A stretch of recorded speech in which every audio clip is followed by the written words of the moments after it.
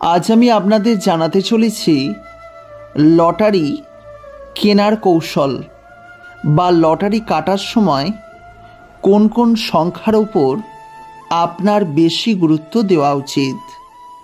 আপনারা ডিয়ার রাজ্য লটারি কিনুন বা স্থানীয় কোনো লটারি কিনুন, অবশ্যই এই সংখ্যাগুলির উপরে বেশি গুরুত্ব দেবেন। তবে সতর্কীকরণ বার্তাতে প্রথমেই জানিয়ে দিই, আমাদের চ্যানেলের তরফ থেকে আপনাদের লটারি কেনার জন্য কোনো রকমের প্রয়োজনা দেওয়া হচ্ছে না। লটারি কিনবেন নিজ দায়িত্বে। তবে কোন সংখ্যার লটারি কিনলে আপনি পুরস্কার সঠিক জিততে পারবেন, সেই বিষয়টির কিছুটা সম্ভাবনা আমরা কেবলমাত্র জানাতে পারি। তবে লটারি কেনার দায়িত্ব সম্পূর্ণই আপনার। নমস্কার বন্ধুরা, স্বাগত জানাচ্ছি আপনাদের এই ধর্মীয় ইউটিউব চ্যানেলে। যারা প্রথমবারের জন্য আমাদের এই চ্যানেলের ভিডিও দেখছেন, তাদের কাছে অনুরোধ রইল ভিডিওটিকে শেষ পর্যন্ত দেখতে থাকবেন। ভালো লাগলে তবেই চ্যানেলটিকে সাবস্ক্রাইব করে পাশের নোটিফিকেশন বেলটি অন করে রাখতে ভুলবেন না। আপনাদের ভালোবাসা আমাদের চ্যানেলের জন্য একান্তই কাম্য। আমরা প্রতিনিয়ত হিন্দু সনাতন ধর্মের বিভিন্ন দেবদেবীর পূজা পার্বণ সংক্রান্ত ভিডিও উপস্থাপন করি, তাই অবিলম্বে আমাদের চ্যানেলটিকে সাবস্ক্রাইব করতে ভুলবেন না। চলে আসা যাক মূল আলোচনার বিষয়ে। লটারি কেনার সময় কোন কোন সংখ্যাকে বেশি গুরুত্ব দেবেন, আমি 1-2 করে আপনাদের জানাতে চলেছি। আগে যে সংখ্যাগুলি লটারি জিতেছে সেটা একবার দেখে নিলে মন্দ হয় না। সেক্ষেত্রে একটা হিসেব দেওয়া যাক। 1997 সাল থেকে 2015 সাল পর্যন্ত মোটামুটিভাবে দেখা গেছে লটারি জেতার সংখ্যার মধ্যে সবথেকে বেশি আছে 1 অক্ষরটি। তাই আপনি এই পদ্ধতি মেনে 1 অক্ষরের সংখ্যাই কিনবেন। আপনার কাছে এই সংখ্যাগুলি থাকবে, তার মধ্যে সবথেকে কম সংখ্যাটি বাছাই করবেন। আপনি যে লটারি নাম্বার বাছাই করতে চান তাতে সবচেয়ে কম নাম্বার বাছতে হবে। এক্ষেত্রে 1 দিয়ে শুরু করতে পারেন।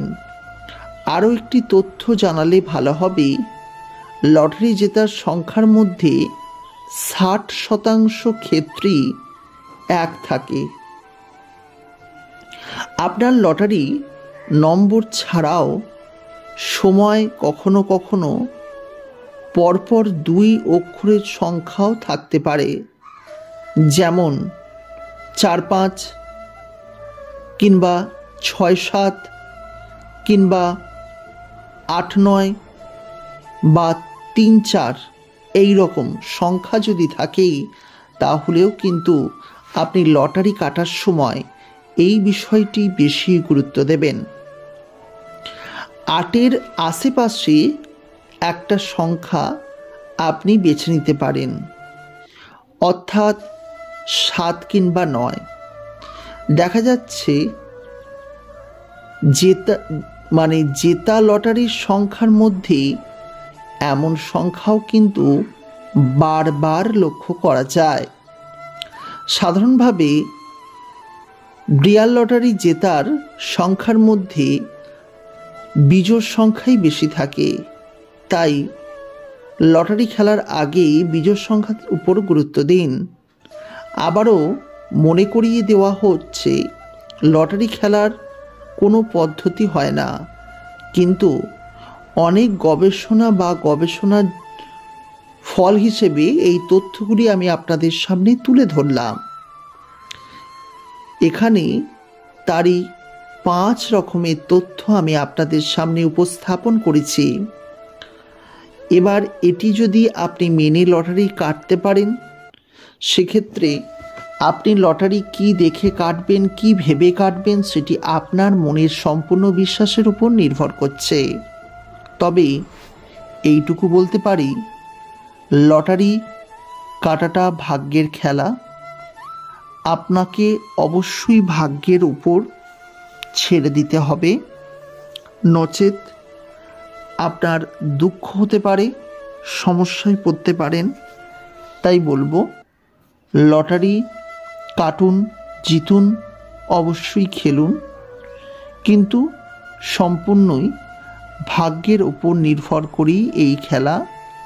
তাই আপনাকেও কিন্তু ভাগ্যের ওপর এই খেলার যে দায়ভার দিতে হবে। যাই হোক, আজকের ভিডিওটি যারা দেখলেন তাদেরকে অসংখ্য ধন্যবাদ জানাই ভিডিওটি সঙ্গে থাকার জন্য এবং ভিডিওটি দেখার জন্য। আগামী দিন লটারির যদি কোনো খবর পেতে চান, চ্যানেলটির সঙ্গে থাকবেন। আমরা আপনাদের কিন্তু লটারি সংক্রান্ত বিভিন্ন খবর দিয়ে থাকি। তাই আজকের ভিডিওটি অসংখ্য ধন্যবাদ। ভালো লাগলে লাইক করবেন, পারলে চ্যানেলটিকে সাবস্ক্রাইব করবেন। পরবর্তীকালে ভিডিও দেখার জন্য অবশ্যই আমাদের চ্যানেলের সঙ্গে থাকবেন। নমস্কার, দেখা হচ্ছে আবার নতুন কোনো ভিডিওতে।